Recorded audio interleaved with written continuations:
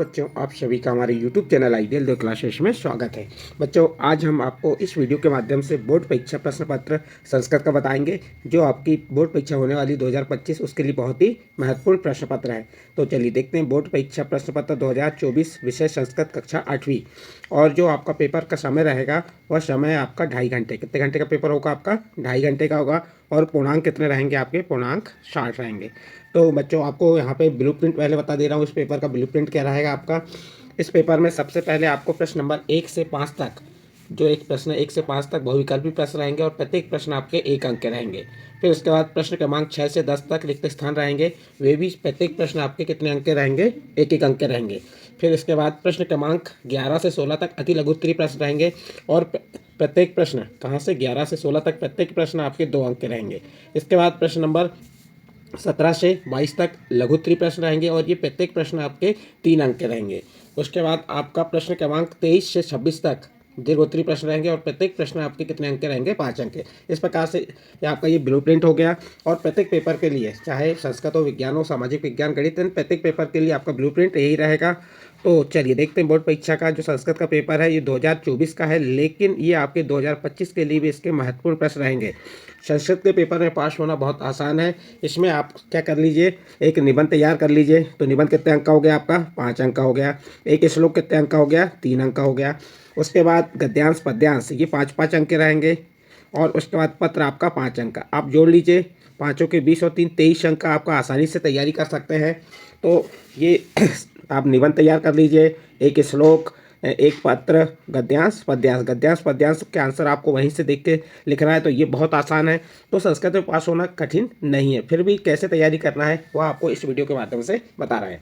चलिए, बहुविकल्पी प्रश्न। हाँ, क्या है बहुविकल्पी प्रश्न? प्रश्न क्रमांक 1 से 5 तक निर्देश दिए हैं। उचित विकल्पम चेतवा लिखत आपको उचित विकल्प चुनकर लिखना है। प्रत्येक प्रश्न से कहते 1 अंक निर्धारित अस्ति, यानी प्रत्येक प्रश्न के लिए 1 अंक निर्धारित है।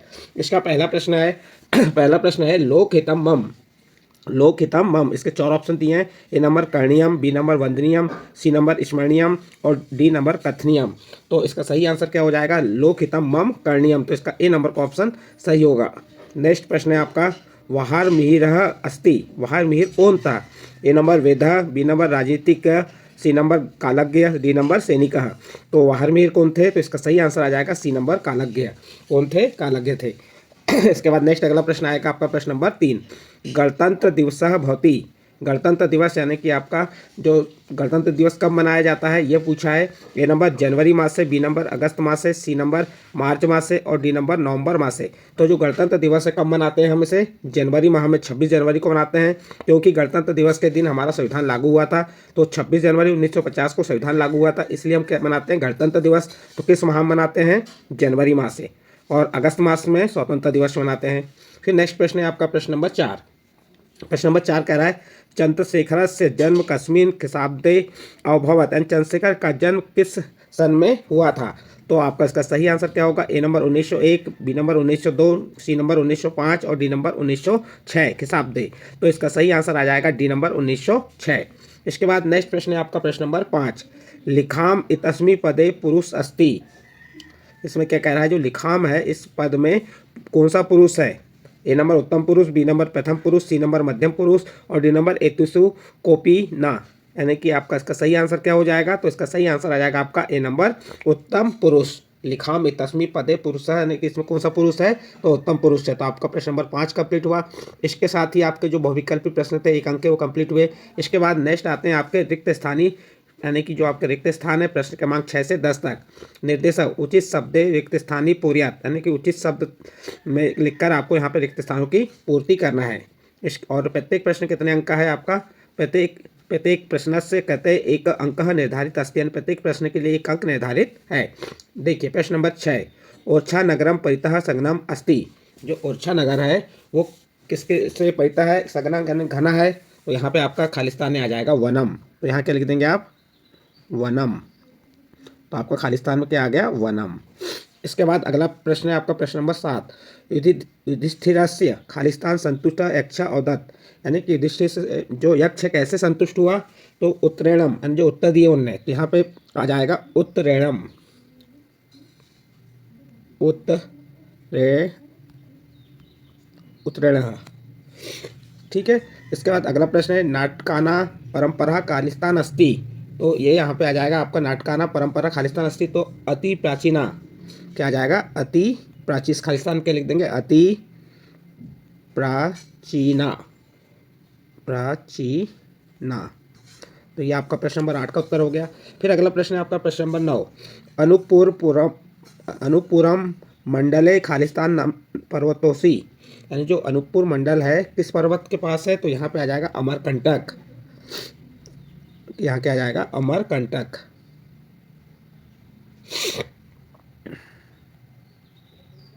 अमरकंटकम।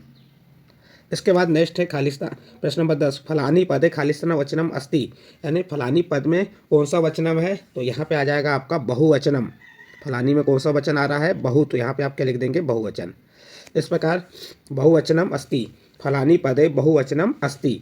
तो ये आपके रिक्त स्थान प्रश्न क्रमांक 6 से 10 तक कंप्लीट हो गए और ये प्रत्येक प्रश्न आपके एक एक अंक के थे। इस प्रकार बच्चों आपका यहाँ पे प्रश्न 1 से 5 तक बहुविकल्पी प्रश्न थे जो एक एक अंक के थे। फिर प्रश्न क्रमांक 6 से 10 तक जो क्या हो गए, ये रिक्त स्थान हो गए, ये भी एक एक अंक के थे। अब इसके बाद आपका प्रश्न क्रमांक 11 स्टार्ट होता है और एक ऐसे प्रश्न रहेंगे आपके अति लघुत्तरी प्रश्न, यानी अति लघुत्तरी प्रश्न है प्रश्न 11 से 16 तक। निर्देश दिया है अधोलिखित प्रश्नानाम एक पदेन उत्तर लिखत, यानी जो आपको जो प्रश्न है उन प्रश्नों के उत्तर एक पद में लिखना है और प्रत्येक प्रश्न से कहते हैं दो अंक निर्धारित अस्ति, यानी प्रत्येक प्रश्न के लिए 2 अंक निर्धारित है। तो देखिए आपका प्रश्न नंबर 11 क्या कह रहा है।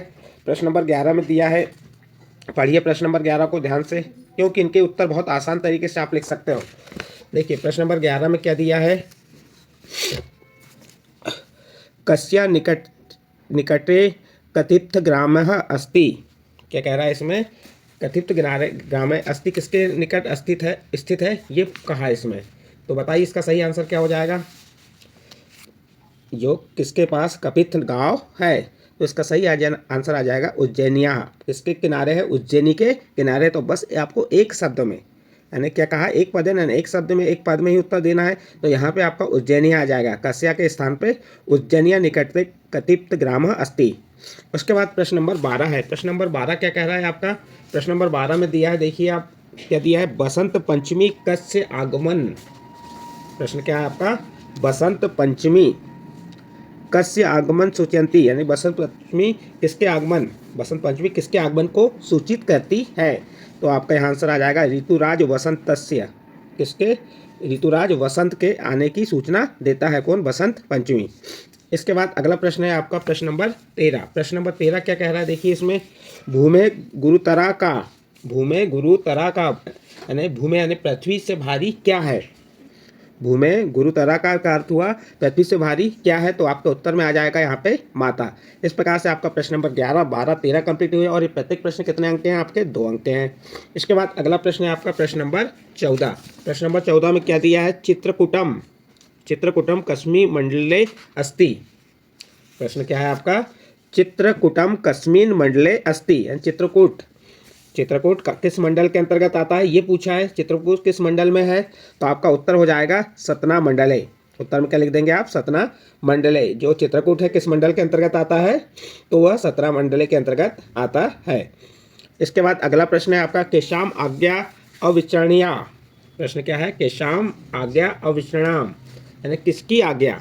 प्रश्न क्या कह रहा है इसमें, केशाम यानी किसकी आज्ञा अविचरणी है, यानी किनकी आज्ञा अविचारणी है। तो यहाँ पे आंसर में आ जाएगा आपका केशाम के स्थान पे क्या आएगा, गुरुणाम आज्ञा अविचरणीय, यानी जो गुरु है, गुरु की आज्ञा कैसी होती है, गुरुओं की आज्ञा अविचारणी होती है। इसके बाद अगला प्रश्न है आपका प्रश्न नंबर 16, दशानह ननः इति पदे कः समासः, यानी दशानन में कौन सा समास है, तो आपका आंसर आ जाएगा बहुवीर्य समासः। इस प्रकार से बच्चों आपके यहाँ पे प्रश्न 11 से 16 तक जो 2 अंक के प्रश्न थे वह कंप्लीट होते हैं। इसके बाद आपका नेक्स्ट प्रश्न आता है प्रश्न 17 से। प्रश्न 17 से आप देखेंगे प्रश्न 22 तक के प्रत्येक प्रश्न आपके कितने अंक के रहेंगे, ये प्रत्येक प्रश्न आपके 3 अंक के रहेंगे।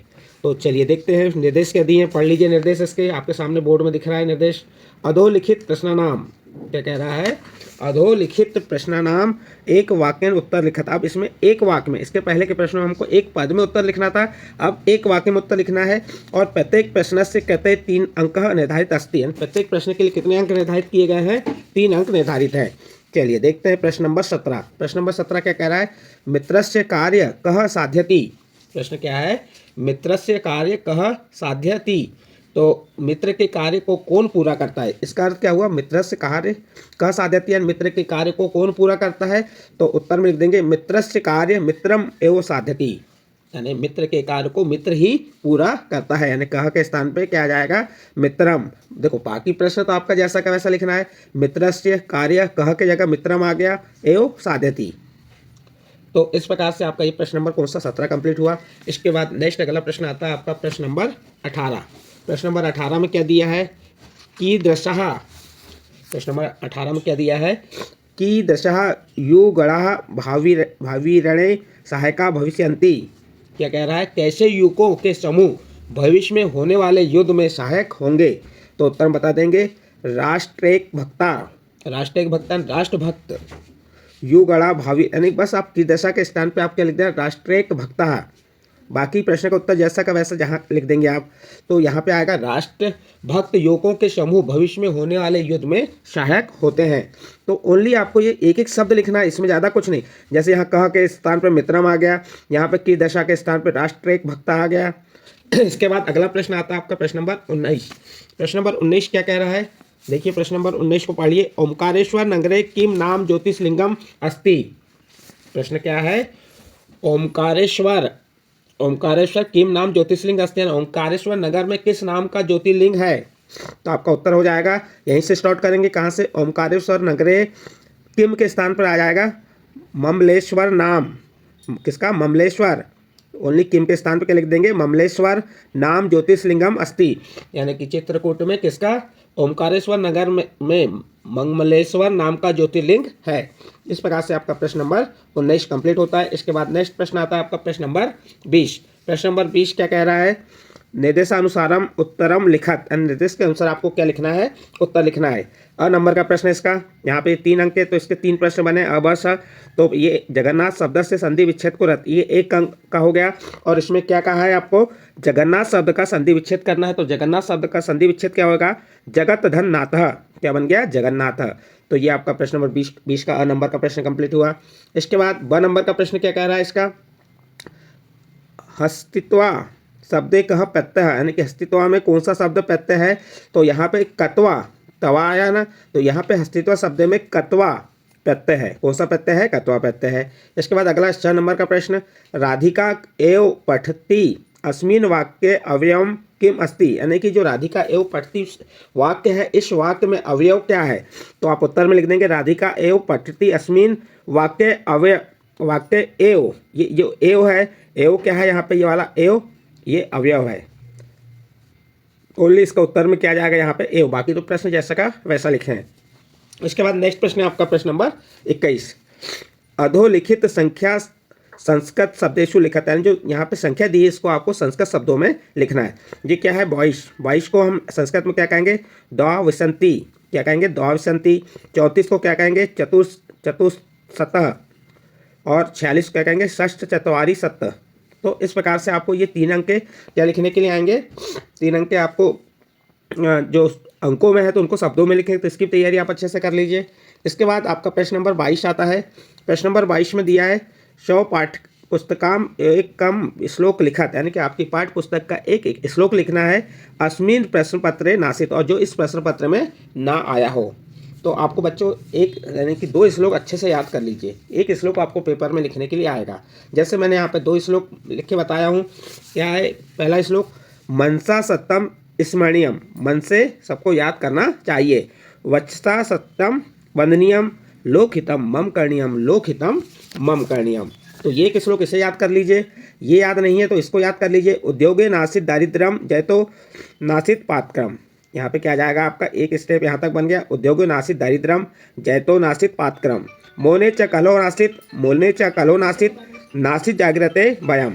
तो इस प्रकार से आपको कितने श्लोक याद करके रखना है, 2 श्लोक यहाँ पे याद कर लीजिए, क्योंकि एक श्लोक आपके पेपर में आएगा। तो यदि मान लो आपको 2 में से एक श्लोक पेपर में आ गया तो दूसरा श्लोक आप यहाँ पे लिख सकते हैं, लेकिन ये ध्यान रखेंगे इस पेपर में जो श्लोक आया है, इस प्रश्न पत्र में जो श्लोक आया है वह श्लोक आपको नहीं लिखना है। इस प्रकार से आपका प्रश्न नंबर 22 कंप्लीट हुआ। इसके बाद नेक्स्ट प्रश्न है आपका प्रश्न नंबर 23 से 26 तक रहेंगे, ये दीर्घोत्तरीय प्रश्न रहेंगे और इसका निर्देश दिए अधोलिखित प्रश्नानाम निर्देशानुसारम उत्तरम लिखत। प्रत्येक प्रश्न के लिए 5 अंक निर्धारित हैं। तो अब चलिए देखते हैं प्रश्न नंबर 23 में क्या दिया है। प्रदत्त शब्द पत्रम पूर्यात। देखिए बच्चों, आपको एक पत्र आएगा और ये पत्र आपका कितने अंक का रहेगा, 5 अंक का रहेगा। और ये और आपके लिए आसान तरीके से आप 5 अंक प्राप्त कर सकते हैं। जो आपको यहाँ शब्द दिए उन शब्दों को पत्र में पूरा करना है। जैसे यहाँ पे रमेश दिया है, वार्षिक मूल्यांकनम अध्ययनम अत्र कथनम। तो ये पत्र है और ये पत्र कैसे लिखा हुआ है, देखिए यहाँ लिखा है 60 खेड़ा ग्रामतः, यानी 60 खेड़ा ग्राम के है और दिनांक 13/2/2024 को लिखा गया पत्र है। इस पत्र में क्या लिखा है, पूज्य पिता सादर प्रणाम, पूज्य पिता सादर प्रणाम, यानी कि अपने पिता को पत्र लिखा है उसने। अहम, और यहाँ खालिस्तान दिया है। अहम खालिस्तान में क्या आएगा, तो ये आपके 5 वाक्य दिए, इसमें से चुनना है। अहम अत्र कुशलम अस्ति, मैं यहाँ पर कुशल हूँ। भवान तत्र खालिस्तान अस्ति, तो यहाँ पे कथनम अस्ति, मेरा कथन है, मेरा कहना है कि मम खालिस्तान मार्च मास से भविष्यति, यानी कि मार्च माह में वार्षिक मूल्यांकन प्रारंभ हो जाएगा। मम खालिस्तान सम्यक प्रचलित, और मेरा अध्ययनम, यहाँ पे क्या जाएगा, अध्ययनम सम्यक प्रचलित। मातरम वंदे भवतः पुत्र रमेशा। इस प्रकार से आपको यहाँ पे पत्र में जो शब्द दिए रहेंगे उन शब्दों को यहाँ पे लिख देना। ये आसान तरीके से है, लेकिन आप पेपर में आपको ये पूरा पत्र नहीं उतारना है, आपको उत्तर लिखना है। पहले खालिस्तान में क्या आएगा, तो 1 नंबर अत्र, दूसरे खालिस्तान में कथनम, तीसरे खालिस्तान में वार्षिक मूल्यांकनम, चौथे में अध्ययनम और 5वें में रमेश। तो इस प्रकार से इसका उत्तर आप इस पत्र को उतार के नहीं लिखना है, बस ऐसे लिख दीजिए। आपका प्रश्न नंबर 23 कंप्लीट हुआ। इसके बाद प्रश्न नंबर 24, ये भी बहुत आसान है। इसमें भी आपको अपने यानी कि 2-3 निबंध की तैयारी कर लीजिए। जैसे धेनु तो कर ही लीजिए, पुस्तकम, मम विद्यालय, उद्यानम, इनकी 5-5 लाइन याद कर लीजिए। आपके 5 अंक इस पेपर में निश्चित हैं। देखिए यहाँ पे अधोलिखितेषु एकस्मिन् विषये पंचवाक्येषु संस्कृते निबंध लिखत, यानी कि आपको संस्कृत में क्या लिखना है, निबंध लिखना है। इनमें से कोई एक पे, मम विद्यालय पे भी लिख सकते हैं, उद्यानम पे भी लिख सकते हैं, धेनु पे। तो आपकी पुस्तक में, आपकी पुस्तक के पीछे दिया हुआ है निबंध, आप देख सकते हैं। उसमें मैंने यहाँ पे धेनु का निबंध बताया हूँ। तो धेनु का निबंध क्या है, नंबर 1, धेनु अस्माकम माता अस्ति, यानी धेनु जो है, धेनु मीन्स गाय हमारी माता है। फिर दूसरा है धेनु चत्वार पादा द्वे संगे एक लागुलम च भवति, यानी धेनु के 4 पादा यानी पैर होते हैं, द्वे संगे यानी 2 सिंग होते हैं, एक लागुलम यानी 1 पूंछ होती है। धेनु नाम विविधा वर्णा अस्ति, यानी धेनु नाम, धेनु के विभिन्न वर्ण विभिन्न रंग की होती है। धेनु त्राणी भक्षन्ति, और वयम धेनु नाम मातृरूपेण पूज्याम, और हम गाय को माँ के रूप में पूजते हैं। इस प्रकार से ये 5 लाइन याद कर लीजिए, आपके 5 अंक निश्चित हैं। बहुत सरल लाइनें बताया हूँ आपको। पहली लाइन है धेनु अस्माकम माता अस्ति, दूसरी लाइन है धेनु चत्वारा पादा द्वे संगे एक लागुलम च भवति, तीसरी लाइन है धेनु नाम विविधा वर्णा भवति, चौथी लाइन है धेनु तृणानि भक्ष्यति, और 5वीं लाइन में बता देंगे वयम धेनु नाम मातृ रूपेण पूज्यात, हम धेनु को किसके रूप में पूजते हैं, माँ के रूप में पूजते हैं। इस प्रकार से आपका प्रश्न नंबर कौन सा कंप्लीट हो गया, प्रश्न नंबर 24 कंप्लीट हो गया। इसके बाद अगला प्रश्न आता है आपका प्रश्न नंबर 25। प्रश्न नंबर 25 में देखिए, ये इन प्रश्नों से भी आप आसानी से अंक प्राप्त कर सकते हैं। आप कहाँ से आप आसानी से अंक प्राप्त करेंगे, आपको स्टार्टिंग में बताया था। 2 श्लोक याद कर लीजिए, जिससे आपको 3 अंक निश्चित है। पत्र आपको वहीं से देख के भरना है 5 अंक का, उसके बाद निबंध 5 अंक का। अब उसके बाद 25 नंबर का प्रश्न है अधोलिखित पद्यांशः पठित्वा प्रश्नानाम उत्तराणि संस्कृते लिखत, यानी कि आपको जो पद्यांश दिया गया है इस पद्यांश को पढ़कर नीचे दिए गए प्रश्नों के उत्तर लिखना है। उद्योगे नासित दारिद्र्यस्य च तप्तो नासित पातकम मोने च कलो नासित नासित जागृते भयम। तो ये जो आपका दिया है, मैंने यहाँ पे ये श्लोक भी लिख के बताया था। देखिए, तो यहाँ पे एक श्लोक ये वाला आ चुका, तो आपको इस श्लोक को लिखने की आवश्यकता नहीं है, आपको ऊपर वाला लिखना है। यदि दोनों नहीं है तो दोनों में से किसी को लिख सकते हैं, लेकिन यहाँ पे दूसरे नंबर का श्लोक आपके पेपर ने पूछ लिया तो इस श्लोक को नहीं लिखना है। तो आपको कह रहा है यहाँ पे जो प्रश्न दिए हैं क से लेके ण तक, ये इनके उत्तर लिखना है। जैसे कहा है उद्योगे किम नासित, तो देखिए यहाँ पे दिया उद्योगम नासित दारिद्रम, तो यहाँ पे आ जाएगा आपका उद्योगे किम के स्थान पे दारिद्रम नासित लिख देंगे। उद्योगे दारिद्रम नासित। फिर ख नंबर जप्तो किम नासित, तो जब तो पातकर्म नासित, तो यहाँ पे क्या आ जाएगा, जब तो पातकम, ये देखो पातकम यही लिख देना, पातकम नासित। फिर अगला है ग नंबर, भयम कदा नासित, तो नासित जागे रहते भयम, यानी जागते रहने से भय नहीं होता, तो यहाँ पे आएगा किसकी जगह, भय कदा, तो यहाँ लिख देंगे जागृते भयम नासित। मोने किम नासित, तो मोने च कलहो नासित, तो यहाँ पे आ जाएगा मोने कलहो नासित। उसके बाद ये थोड़ा सा 5वें नंबर का प्रश्न थोड़ा आपके लिए कठिन रहेगा, आपको वचन तैयार कर लेंगे तो भी आसानी से बन जाएगा। इसमें दिया नासित इतस्मिन पदे किम वचनम, यानी जो नासित है इस पद में कौन सा वचन है, तो आपका उत्तर में आ जाएगा एक वचनम। इस प्रकार से आपका प्रश्न नंबर 25 भी कंप्लीट हुआ। इसके बाद नेक्स्ट अगला प्रश्न आता है आपका प्रश्न नंबर 26, अधोलिखित गद्यांशम पठित्वा प्रश्न नाम उत्तराणी लिखित, यानी कि जो नीचे दिया गया गद्यांश है इसको पढ़ना है और प्रश्न को उत्तर लिखना है। क्या दिया है, बहुजन हिताय बहुजन सुखाय इतस्मिन् कार्ये संलग्नस्य स्वामी विवेकानन्दस्य बालकालस्य नाम नरेन्द्रनाथः आसीत्। तस्य जन्म जनवरी मासे 12 दिनांके 1863 ख्रीष्टाब्दे 12 जनवरी 1863 कोलकाता नगरे अभवत्। तस्य मातुः नाम भुवनेश्वरी देवी आसीत्। तस्य पिता विश्वनाथ दत्ता लब्ध प्रतिष्ठा अभिभाषकः आसीत्। यानी आपने इस गद्यांश को क्या कर लिए, पढ़ लिए। अब जो प्रश्न दिए हैं उन प्रश्नों के उत्तर इसी गद्यांश के अंदर से ढूंढ के लिखना है। जैसे प्रश्न नंबर का क्या कहा है, विवेकानंदस्य बालकालस्य नाम किम आसीत्, यानी विवेकानंद का बालकाल का नाम क्या था, तो आपको उत्तर यहीं से बन जाएगा, विवेकानंदस्य बालकालस्य नाम नरेंद्रनाथ आसीत्। तो ये नरेंद्रनाथ लिख दिए। कहाँ से ढूंढे हमने, इसी गद्यांश से ढूंढ लिए। फिर अगला प्रश्न है प्रश्न नंबर ख, विवेकानंद से जन्म कुत्र अभवत्, यानी विवेकानंद का जन्म कहाँ हुआ था, तो इसका आंसर भी आपको यहीं मिल जाएगा। कहाँ पे देखिए, यही दिया है, तस्य जन्म जनवरी मासे 12 दिनांक 1863 को हुआ था। तो ये लिख देंगे कहाँ पे हुआ था, विवेकानंद जन्म कोलकाता नगरे अभवत्, कहाँ हुआ था, कोलकाता नगरे में हुआ, तो ये दिया हुआ है। फिर अगला प्रश्न है, भुवनेश्वरी देवी कस्य मातु नाम अस्ति, यानी भुवनेश्वरी देवी किसकी माँ का नाम था, तो तस्य मातु है, यानी कि नरेंद्रनाथ की माँ का नाम क्या था, भुवनेश्वरी। तो आप उत्तर क्या लिख देंगे यहाँ पे, भुवनेश्वरी देवी विवेकानंदस्य मातु नाम अस्ति, यानी विवेकानंद की माँ का नाम क्या था, भुवनेश्वरी देवी था। फिर अगला प्रश्न है आपका प्रश्न नंबर घ, तस्य पिता लब्ध प्रतिष्ठा कः आसीत्, यानी इसका उत्तर क्या हो जाएगा, तस्य पिता लब्ध प्रतिष्ठ अभिभाषक आसीत्, यानी उनके पिता क्या थे, तो यहाँ पे दिया है तस्य पिता विश्वनाथ दत्त लब्ध प्रतिष्ठ अभिभाषक आसीत्। और इसका ड नंबर का प्रश्न थोड़ा कठिन रहेगा, यदि आपकी तैयारी अच्छी तो इसका उत्तर आप लिख सकते हैं, इतस्मि इति पदस्य संधि विच्छेद कुरत, यानी कि आपको यहाँ पे किसका संधि विच्छेद करना है, इतस्मिन, ये जो इतस्मिन है इस पद का आपको संधि विच्छेद करना है, तो उसका संधि विच्छेद क्या हो जाएगा, इति धन अस्मिन इतस्मिन। इस प्रकार से ये आपका प्रश्न नंबर कौन सा 26 कंप्लीट हुआ। और इस प्रश्न के साथ ही जो आपका संस्कृत का पेपर कंप्लीट हुआ। संस्कृत के पेपर में पास होना बहुत आसान है। आपको मुख्य रूप से क्या क्या तैयारी कर लेना है, 5 लाइन निबंध की याद कर लीजिए, पत्र तैयार कर लीजिए, श्लोक याद कर लीजिए। पत्र और निबंध में 10 अंक हो गए, श्लोक में 3 अंक, 13 अंक हो गए। उसके बाद आपके गद्यांश पद्यांश में 5-5 अंक यानी 10 अंक। इस प्रकार 23 अंक हो गए। यदि आप गलती भी करते हैं तो 23 मात्र 5 प्रश्न में आप 23 अंक प्राप्त कर सकते हैं। बाकी आपके अन्य प्रश्न तो हैं ही, लेकिन इतने में ही आप पास हो सकते हैं। तो इसलिए आपको मुख्य रूप से क्या क्या तैयार कर लेना है, निबंध, पत्र, श्लोक, गद्यांश, पद्यांश। इस प्रकार बच्चों ये आपका संस्कृत का पेपर था जो कब का था, 2024 का था। ये कंप्लीट होता है और 2025 के लिए बहुत ही महत्वपूर्ण प्रश्न पत्र है। और इसी प्रकार के प्रश्न पत्र आपके लेके आएंगे जो आपकी वार्षिक परीक्षा 2025 के लिए बहुत ही इंपॉर्टेंट रहेंगे। ठीक है बच्चों, यदि आपको ये जो हमने बताए प्रश्न पत्र ये अच्छा लगा हो तो हमारे इस वीडियो को अन्य ग्रुप में शेयर कीजिए। और आपने यदि हमारे चैनल को सब्सक्राइब नहीं की तो सब्सक्राइब कर लीजिए।